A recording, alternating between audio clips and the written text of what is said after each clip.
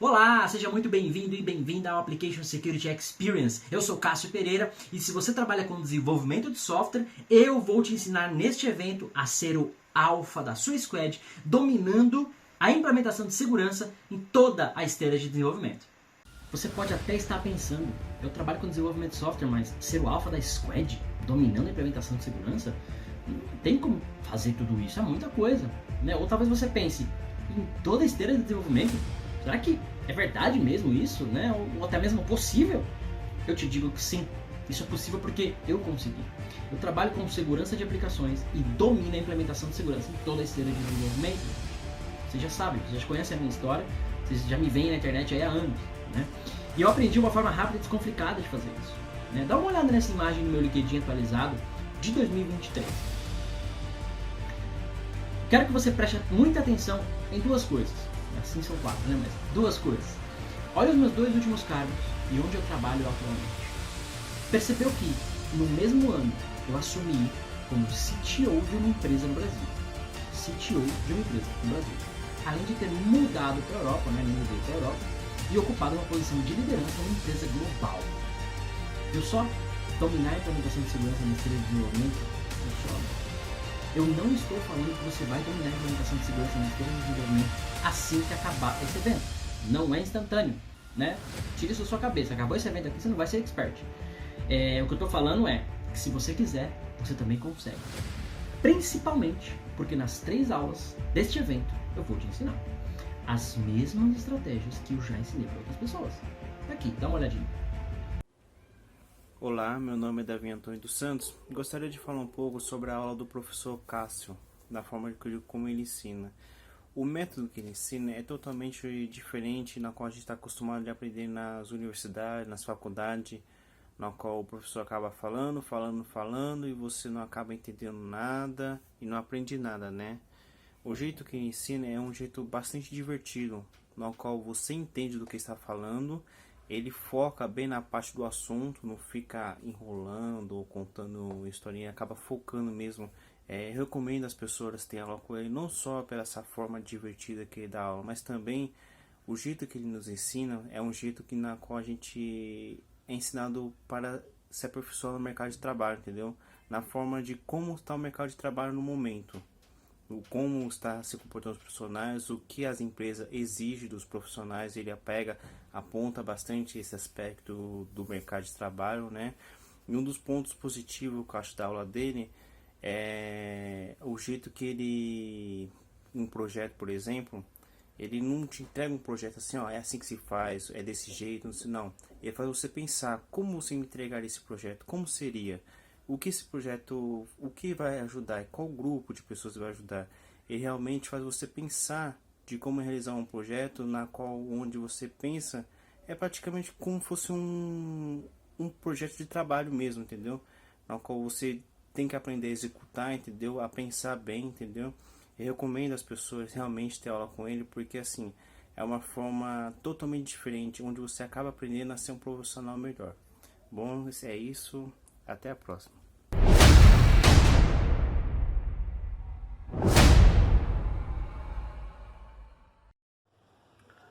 Olá, tudo bom? Meu nome é Kleber José. Atualmente eu tenho aulas com o professor Cássio. O professor Cássio, ele é muito gente boa porque ele deixa a gente interagir na aula dele, né? No curso. E também ensina aquilo que a gente precisa em relação à disciplina, né? Em relação a isso, ele fala sobre a segurança também, né? A segurança que é em relação à entrada e saída de informações do, do da máquina, né? E também um ponto forte em relação à forma dele de ensinar é que ele interage e brinca bastante, né?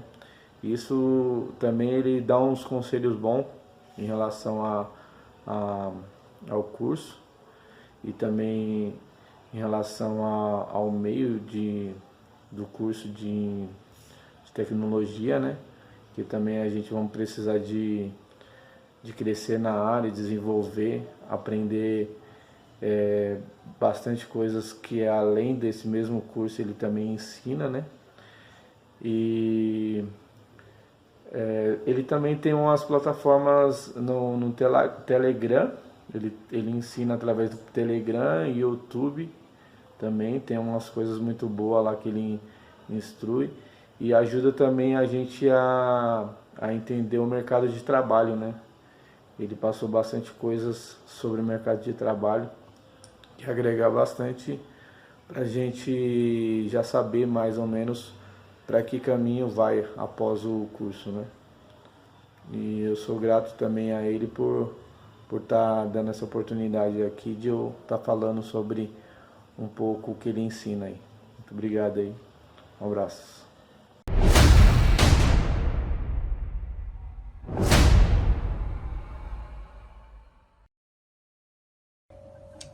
Pá, beleza? Então, cara, como é o jeito do Cássio trabalhar, é o melhor jeito possível. Ele ajuda você a entender da melhor forma e ele consegue perceber quando você ainda está com dificuldade e o que ele pode fazer para estar te ajudando. Qual vai ser a melhor forma de você entender aquela dificuldade ou você resolver aquele problema que você está tendo no momento. E, cara, ter aula com ele, se eu não me engano, acho que foram 2 anos tendo aula com ele, por aí. E foram as melhores aulas. Adorava, até prova, não tinha problemas.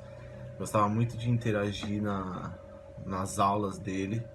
Ele deixa o aluno sempre bem confortável, bem confiante para estar se expondo e pondo a visão que você tem sobre a matéria dele. Então não é nada de...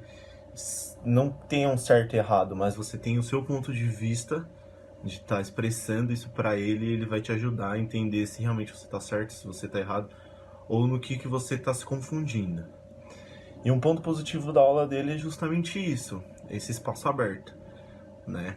Ele ensina e depois coloca o aluno para estar desenvolvendo o que ele acabou de aprender. Então você consegue colocar em prática com ele te auxiliando e te dando basicamente o caminho das pedras. Então foi uma grande experiência, um grande ensinamento e é uma pessoa que vale super a pena você ter como professor, um mestre e eu tenho até hoje como um amigo e um colega.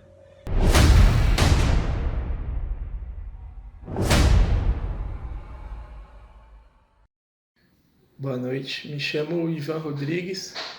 Como é a forma de ensinar do Cássio? Professor dedicado, aplicado, com seriedade no assunto, tem total domínio no assunto passado e ele realmente deseja ensinar para quem quer aprender. Por que alguém deveria ter aula com você? Porque você é muito aplicado nos seus métodos de ensino e sempre tenta passar o que está mais atualizado no mercado de trabalho, como teoria, ou tenta trazer prática para incentivo dos alunos, e isso é muito bom, porque mostra para nós o que tem lá fora e você sempre tenta passar o que tem de melhor para nós. Um ponto positivo da sua aula é a sua aplicação com os alunos, a forma que você pega no pé realmente de quem quer aprender. Isso realmente nos dá incentivo e passa conteúdo para nós que estamos aprendendo.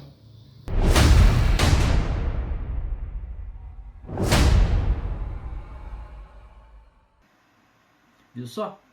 Essas pessoas tiveram aula comigo ao longo de suas carreiras. Elas aprenderam a fazer isso de forma rápida e descomplicada. Comigo. Em um evento como esse, que você está tendo o privilégio de participar. Na aula 1, eu te falei que é AppSec, para que serve, né, e que é essencial para uma empresa. Destaquei que o desenvolvimento seguro é crítico para uma empresa e para a sociedade também. Falei que todas as empresas praticamente precisam de AppSec e que a demanda por profissionais dessa área é absurda.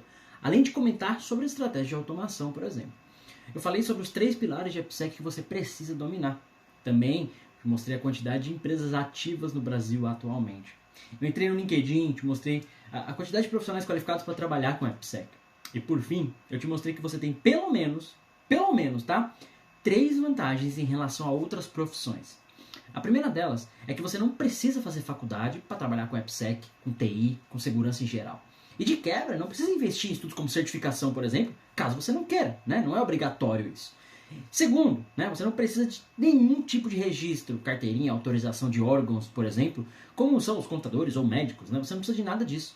Ou não, né? E terceiro, além de tudo isso, você tem a questão de que outras profissões exigem no mínimo 4 anos de dedicação da sua vida, porque elas precisam de uma faculdade, o que não é verdade na nossa área. No caso, na área de desenvolvimento seguro, basta você encontrar um mentor com experiência no campo de batalha e que esteja apaixonado por desenvolvimento seguro, que tenha como proposta ensinar profissionais com dificuldades nessa área, assim como ele no início da carreira. Então, se você não assistiu a aula 1 ainda, pausa esse vídeo agora, volta lá, assiste e depois retorne aqui para continuar a aula 2, para você seguir na linha de raciocínio e não perder nenhum conteúdo da imersão.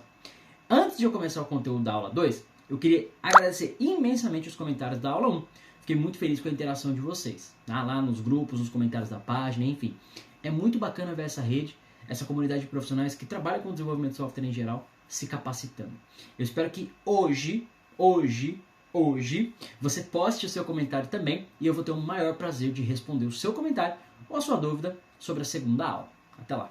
Bom, pessoal, na aula 1 eu falei que existem 3 pilares ali de desenvolvimento seguro, de AppSec, que você precisa dominar. Cultura, processo e ferramentas. Você pode pensar, nossa, mas é um mundo falar de cultura, é um mundo falar de processo, é um mundo falar de ferramentas. De fato. Mas calma que eu tô aqui para te ajudar. Vamos começar pelo primeiro, cultura. Quando a gente fala de cultura, envolve uma série de questões que pode estar fora do nosso alcance. E é isso que eu queria focar com você para essa aula de hoje. Quando a gente fala de cultura, pessoal, não é só o jeito que você se veste, o que você come, como você fala, como você se comporta. Envolvem outros aspectos também. Até como você pensa, percebe? Que acaba influenciando em outras atitudes também. Então, se você parar para pensar que, assim como eu, por exemplo, que mudei de país, né, eu saí da minha cultura, aquilo que era familiar para mim, aquilo que era confortável, para algo novo. Esse novo, por melhor que seja ou por pior que seja, a mudança por si só ela tem um impacto, né? Puxa, a comida é diferente, a língua, o idioma é diferente, né? As pessoas se relacionam de uma forma diferente, a forma de eu pensar também vai influenciar. Então, quando a gente pensa dessa forma, a gente vê que a cultura, a mudança de cultura, a introdução de uma nova cultura, ela necessariamente vai ter um impacto. E esse impacto, muitas vezes ele é negativo. Mesmo que seja por um período de tempo, né? Por exemplo, vim aqui para a Europa e caramba, no Brasil não tem inverno, né? Obviamente tem inverno, mas no Brasil não neva, né? Aqui está nevando. Então aqui as temperaturas chegam a menos 20 graus, por exemplo. É algo ruim? Para quem não gosta do frio, é algo muito ruim, né? Pelo menos 6 meses do ano você vai passar frio, né? Na verdade, passar frio porque você não sai correndo pelado na rua, né? Mas você vai sentir mais frio, né? E necessariamente quando você vai para fora, etc, precisa se agasalhar um pouco mais. Então, é uma mudança que nesse caso é um impacto negativo muito forte. Cabe à pessoa que agora está passando por isso, no meu caso, né? Eu acabo gostando do frio de qualquer jeito. Então, para mim, o impacto foi negativo no começo. Caramba, é muito frio mesmo. Puxa, mas é só se agasalhar, faz isso, faz aquilo. Agora eu faço snowboarding, faço esportes do gelo, porque eu aprendi a lidar com isso e aprendi a gostar. Potencializar o que eu já gostava, na verdade. Sempre gostei do frio, como eu falei pra vocês. Então, esse primeiro impacto, né, esse primeiro choque da cultura, por mais que eu goste, tem um pedaço negativo, que fica um tempo, depois ele sai, dependendo de como é essa mudança. Quando a gente vem para o mundo de AppSec, a cultura é a mesma coisa. Por quê? AppSec é algo diferente para os desenvolvedores, é algo diferente para quem não é de segurança. É algo extra, né, para o PO, para os Scrum Agile da vida, para os desenvolvedores, né, enfim, todo mundo envolvido no ciclo de desenvolvimento de software. Segurança é algo a mais, segurança é outra cultura que você está introduzindo para eles. Então esta outra cultura vai ter um impacto negativo ou não. Veja o que eu falei, negativo ou não.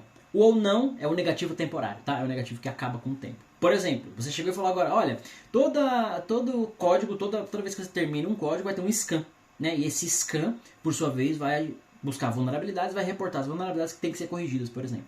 Veja que agora tem um pedaço a mais no processo, tem algo a mais que vai gerar de trabalho para o time, né, que é corrigir as vulnerabilidades, vai ser 1 minuto a mais de scan, 1 hora a mais de uma pipeline, por exemplo. Então, tem uma mudança. Por mais que a princípio ela possa parecer, né, problemática, com o tempo as pessoas vão se adaptar de que, não, legal, faz sentido testar o nosso código, fazer um scan da melhor forma, achar esses problemas e tal, definir uma melhor forma de lidar com esses problemas. Então, a introdução dessa nova cultura, né, de por que temos que olhar para problemas de segurança agora, por que temos que fazer scan de código e assim, etc, etc. Essa cultura, ela tem que ser muito bem trabalhada, né? Então você vai entender que no curso, nas aulas, a gente aprende a como que introduz essa cultura da forma mais sutil possível. E obviamente, tem empresas que não precisa ser tão sutil, tem empresas que precisa ser muito sutil, tem empresas que vão demorar mais tempo, tem empresas que vai demorar menos tempo.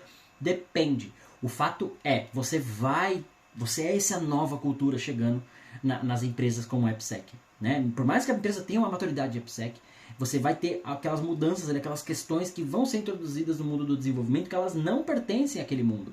Então elas acabam compondo aquele mundo, mesmo não pertencendo. Exemplo clássico. É possível entregar um software sem segurança? É. É o que muita gente faz, inclusive. Ou seja, não necessariamente depende de segurança. A segurança é algo de qualidade, algo a mais para melhorar o nosso produto, para fazer gestão de riscos, enfim, a gente quer um produto melhor, por isso que a gente coloca a segurança no desenvolvimento. Percebe? Então essa cultura, é isso que tem que estar claro na cabeça de vocês. Cultura não se muda, cultura não se troca, cultura a gente se adapta. E eu não sei se essa seria a palavra correta, né? A gente tolera, né? Não necessariamente, mas a gente aceita. Por mais que eu seja brasileiro, ame feijoada e churrasco, eu não tenho isso aqui. Então eu aceito, por um período de tempo, curto ou longo, não ter algumas coisas em troca de outras. Né? Então acaba sendo um balanço. Eu não fico, ai meu Deus, todo dia eu vou chorar porque eu não tenho feijoada. Não pode ser assim. Né? Então, percebe? AppSec é a mesma coisa. Se algo trouxe um impacto muito negativo, está durando muito, está tendo muita resistência, talvez precisa ser mudado ou introduzido de uma forma diferente. Mas fazer com que a segurança entre no ciclo de desenvolvimento de uma forma sutil, esse é o papel do AppSec Expert, que é o que você está aprendendo aqui nessa aula. Quando a gente vem para o segundo pilar, que esse é um pilar muito importante também, né? A gente falou de cultura agora, a gente fala de processos. Processo é uma palavra muito mais clássica, tá? Eu quero trocar aqui processos por estratégias. Então, quando a gente implementa ou define ou desenha estratégias, elas vão nos ajudar na questão cultural também. Por exemplo, olha, precisamos agora, para todo pull request que é feito, para toda build, toda pipeline que vai rodar, precisa fazer scan de código. Beleza. Essa é a cultura que será introduzida. Vamos começar a fazer scan de código, para auditar o código do ponto de vista de segurança. Legal. Como a gente vai fazer isso? O que a gente já tem? E o como? O como é onde você vai definir a estratégia. Olha, então eu vou integrar minha ferramenta de scan de código lá na minha pipeline. Ou no meu Code Repository, para fazer a monitoria dos pull requests. Né? Então a ferramenta vai estar integrada. Automaticamente, quando alguém disparar uma pipeline, o código é enviado automaticamente, a ferramenta faz a análise e devolve os resultados. Quebra a pipeline, não quebra a pipeline, vai quebrar a pipeline com vulnerabilidade baixa, alta, média, enfim. Então você vai definir a estratégia de como ou o que será implementado. Percebe? E aí entra uma expertise que eu diria que 99% dos profissionais têm, que é a capacidade de pensar de forma procedural. Que é a capacidade de você pensar numa forma de, olha, beleza, eu vou para um restaurante, eu peço o que eu quero, eu como, aí eu peço a conta, eu pago. Isso é um processo. Praticamente funciona assim. Você não paga antes. Né? Dificilmente. Você vai num lugar que é à la carte, tal, você pede, senta, né, escolhe o cardápio, tal. Aí come, aí fica lá 10 horas comendo, batendo papo. Aí você pede a conta, paga e sai. Você não chega e paga, aí come e sai. Né? O pagar, ele tem a ordem certa. Por mais que seja até possível fazer antes. Né? Mas tem um processo. Então todos nós sabemos pensar dessa forma procedural. E implementar esse pensamento na implementação de AppSec é um fator crítico de sucesso. Por quê? Implementar essas estratégias da melhor forma possível é o que vai garantir que a sua cultura não seja impactada. Porque se você falar assim, ó, exemplo clássico, tá? Todo pipeline vai rodar scan de código e se tiver qualquer vulnerabilidade, quebra o pipeline. Beleza, é uma abordagem, é uma estratégia. Dependendo do nível de maturidade da empresa, essa estratégia ela é muito agressiva. Por quê? Se a empresa nunca fez segurança, agora ela começa a fazer scan de código e vai quebrar a pipeline, praticamente todas as pipelines vai quebrar sempre. Então ninguém começa mais a entregar nada, você bloqueia o negócio até, porque as pessoas vão parar de desenvolver, porque a pipeline está quebrando, você precisa corrigir vulnerabilidade. E se é uma empresa que nunca olhou para isso antes, você vai ter lá 10, 20, 30, 500, milhares, centenas de vulnerabilidades que acaba ficando inviável dessa estratégia ser implementada, percebe? A menos que o dono da empresa olhou e falou, cara, é assim, mesmo que a gente fique um ano sem entregar nada só para corrigir os problemas, ok, né? A menos que não seja nesse cenário, essa estratégia não vai funcionar, percebe? Então, pensar de forma procedural, pensar de forma categórica como implementar da melhor forma possível para que a cultura seja aderida da melhor forma possível é também um fator crítico de sucesso, né, que faz parte desses 3 pilares que a gente está falando agora. Então a gente falou de cultura e agora a gente acabou de falar de estratégias, tá? Processos e estratégias, que é o jeito mais fácil, que é o que eu queria que você talvez focasse um pouco mais, né? Como eu implemento uma coisa, como é que eu quero que as pessoas sigam uma metodologia de uma forma estrutural, né, uma forma estruturada. E não faz parte dos pilares, porque eu acho que, na verdade, é algo que abraça o todo, né, quando a gente fala de AppSec, desenvolvimento seguro, que é a questão da automação. Né? Então, você vai implementar uma cultura, aplicando estratégias, e essas estratégias precisam estar muito bem claras, além de mais automatizadas possíveis. Né? Imagine só, para toda pipeline que for executar, será feito um scan de código. Beleza. Normalmente o scan de código é feito com uma ferramenta, que é disparado automaticamente, os resultados vêm automaticamente. Perfeito. Agora imagine se você fala assim, ó, todo pull request vai ter um code review, ou todo commit, pull request até é possível, mas todo commit vai ter um code review de outro desenvolvedor. Beleza. Não escala isso. Se você tem 10 desenvolvedores fazendo commit, os mesmos 10 tem que estar revisando os outros commits. Então, acaba bloqueando. E se for 500, e se for 1000, né? Quando você vai escalando isso, não faz sentido. Não faz sentido todo mundo comitar código, todo mundo parar para revisar, e revisar num olhar de, olha, tem vulnerabilidade aqui, volta, corrige, de novo, você bloqueia tudo, né? Bloqueia as pessoas vão ficar praticamente fazendo review o dia inteiro, né? E acaba volta para trabalhar, as coisas não vão funcionar muito bem. Então, cuidado, né? Mas pense sempre que a automação, ela é melhor amiga da implementação de estratégias e processos, beleza? Quando a gente vai para o terceiro pilar, que acaba sendo o último, né, dessa nossa discussão, a gente entra na questão de ferramentas. E ele é um pilar crítico o suficiente para você prestar atenção e não tão importante a ponto de você colocar ele como principal. Olha que curioso isso. Por que eu falo isso, gente? Porque, especialmente se você é um profissional novo que está chegando no mercado agora. Se você está aqui se especializando, pegando um pouco mais de conhecimento, você talvez já saiba disso. Talvez não. Mas se você é um profissional novo, a possibilidade de você não saber isso é muito grande. Então, presta atenção. Ferramenta, elas ajudam você a escalar a implementação das suas estratégias para garantir que a sua cultura seja aderida. Percebe? Os 3 pilares se conectam, um depende do outro. Por isso que chamam pilares, né?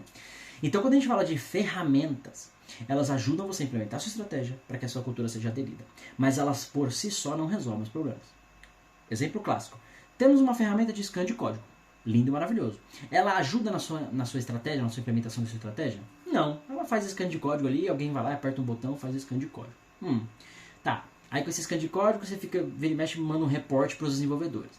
Então, ela está atrapalhando a sua cultura, sem uma estratégia definida, rodando por si só uma ferramenta. Por mais que você tenha a melhor ferramenta do mercado, a mais cara, ultra tecnologia, não importa. Percebe que a ferramenta por si só não funciona sem uma estratégia bem definida para auxiliar a sua cultura? Né? Então, os 3 pilares, eles literalmente se conectam muito bem e é crucial que você não dê atenção para ferramentas. Né? No sentido de, nossa, eu tenho o melhor SAST, eu tenho o melhor scan de código. Perfeito, um bom caminho, né? um bom começo. Mas tem um processo para ele, tem uma estratégia para essa ferramenta, de como ela vai ser implementada, que está alinhado, né, à sua cultura, de como você quer implementar essa cultura.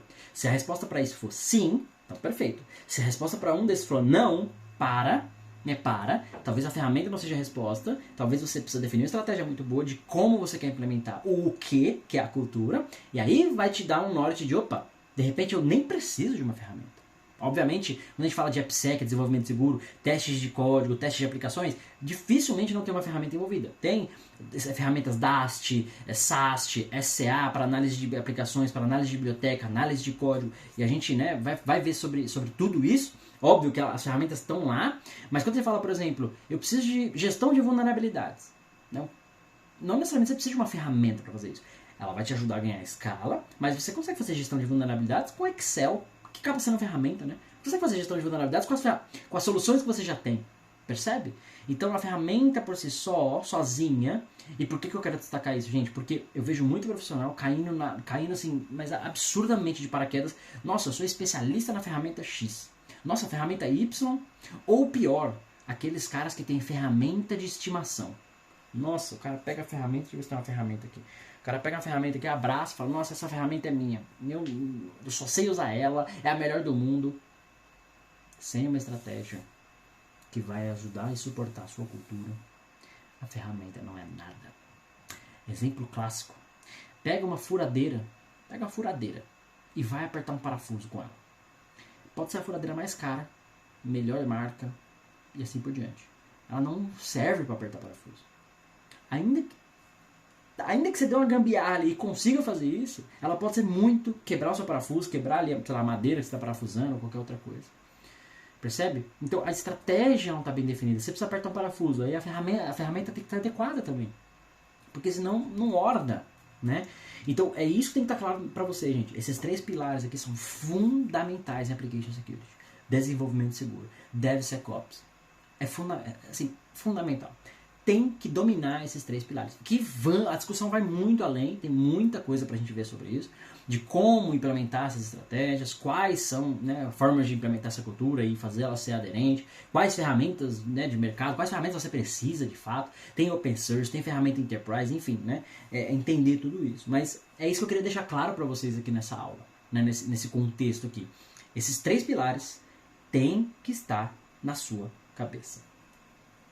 Bom, com relação aos pilares é isso, né? Quer dizer, na verdade tem mais alguns detalhes, mas infelizmente não dá tempo de abordar tudo hoje. E olha que eu resumi bastante coisa, viu? Preparei esse conteúdo aqui tomando muito cuidado para não ficar chato e cansativo para você. Enfim, eu tentei explicar o máximo possível aqui para você, mas o tempo ele é muito limitado, né? E eu sei que para algumas pessoas pode ser ainda mais difícil. Vocês podem estar interessados aí em uma solução mais completa, com mais exemplos, abordando outros aspectos aí da questão do desenvolvimento seguro. E eu vou abrir inscrições, tá? Mas eu vou falar disso mais pra frente. Mas por enquanto, eu quero que você saiba que na aula de hoje, você aprendeu sobre os 3 pilares que te levam a dominar o desenvolvimento seguro. Percebeu como as peças vão se encaixando? Passo a passo nos cada pilares que a gente falou, né? Cultura, processos, estratégias, né? E ferramentas. Então, isso porque a gente nem acabou ainda, né? Mas olha só, eu sei que é chato falar sobre isso toda hora e tal, mas eu vou te pedir de novo. Anota tudo que você conseguir. Depois revisa o que anotou e faz um resumo. Se julgar necessário, volta aqui, assiste de novo, vê novamente o vídeo, assiste a aula 1 de novo se precisar, coloca na velocidade 2, só para você ver se não perdeu alguma coisa ou não deixou passar nada da primeira vez, tá? Na próxima aula a gente vai fechar com chave de ouro essa imersão. Por quê? Eu vou te explicar sobre como seria um ciclo completo de desenvolvimento seguro numa empresa. Cada detalhe. Você vai receber as instruções exatas para entender o modelo completo, como só um expert faria. Mas enquanto a aula 3 não chega, a gente está na aula 2 ainda, aproveita esse tempo para rever a aula de hoje, tá? Se você achar necessário rever a aula 1, também não se esqueça disso. E mais importante de tudo, não fica com dúvida. Eu estou aqui trabalhando de graça para você. De graça, que você não paga nada por isso, tá? Então, eu montei a comunidade exclusiva lá no Telegram. Você pode postar também aqui no conteúdo, no comentário aqui do YouTube. Não tem problema, tá? Hoje eu entendo que os meus professores na época sentiam quando eles falavam: pessoal, alguém tem dúvida? Né? Parece um velório na sala. Então, por isso que eu te peço, gente, não guarde essa dúvida com você. A sua dúvida pode ser a dúvida de outro. Então, posta lá na comunidade, posta aqui no comentário do YouTube. Não interessa, manda mensagem para mim, não importa. Eu vou fazer o que puder para responder o máximo das suas dúvidas, tá? Então, vai lá, posta o que você aprendeu na aula de hoje. Já tinha visto esse assunto, foi novidade para você, enfim, comenta lá pra gente ficar sabendo. E eu vou esperar as suas postagens e a gente se vê na aula 3.